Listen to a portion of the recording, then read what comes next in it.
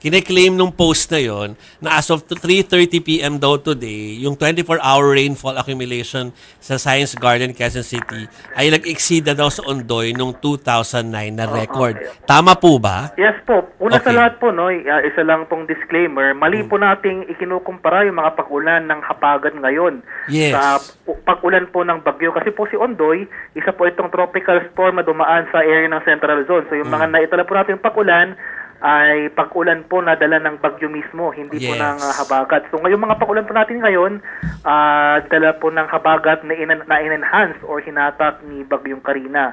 So yung maaari po natin, kung gagawa po tayo ng ganitong analysis, i-compare po dapat natin ito sa mga taon na may mga bagyong, may mga habagat na enhance po ng bagyo. So possible po yung base po sa ating latest na sa mga data natin na backtrack po tayo na lang taon, yung year po ng 2012 o 2013, ito po yung pinakamalapit na taon na maiihalin tulad natin.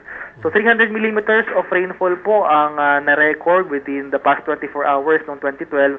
Samantalang ngayon naman po halos 300 millimeters rin po for within the same time period. So wala naman po ganung discrepancy, no. So kumbaga parehas lang po yung naibuhos na ulan pag may habagat po na in-enhance or hinahatak po na isang bagyo. Kumbaga malinaw na malinaw, Dan, ang inyong explanation. Thank you very much. Opo. Maraming salamat po. Magandang hapon.